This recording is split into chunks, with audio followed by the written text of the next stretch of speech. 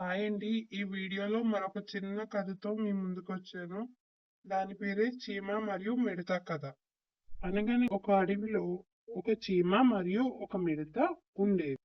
అయితే వేసవి కాలంలో చీమ ఎంతో కష్టపడి ఆహారం సేకరించేది.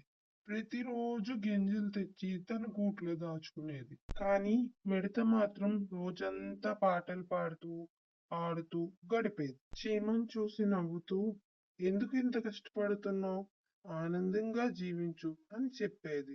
చీమ మాత్రం ఇప్పుడు పని చేస్తే తర్వాత కష్టాలు ఉండవు అని చెప్పేది. వేసవికాలం వెళ్ళిపోయి చలికాలం వచ్చింది. అప్పుడు ఆ చలికాలంలో మిడతకి బయట ఆహారం ఎక్కడా దొరకలేదు. అప్పుడేమో మిడతకి చాలా ఆకలేసి చాలా ఇబ్బంది పడింది. అప్పుడేమో చీమ దగ్గరికి వెళ్లి సహాయం అడిగింది మిడత.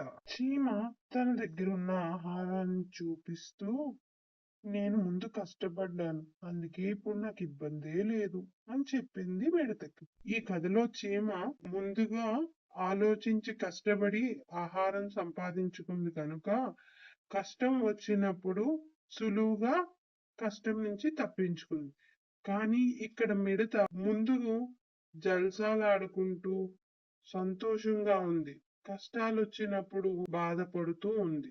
ఈ కథ నుంచి మనం తెలుసుకునే నీతి ఏమిటంటే ముందుగా ఆలోచించుకొని కష్టపడితే భవిష్యత్తులో కష్టాలనేవి తగ్గుతాయి అని.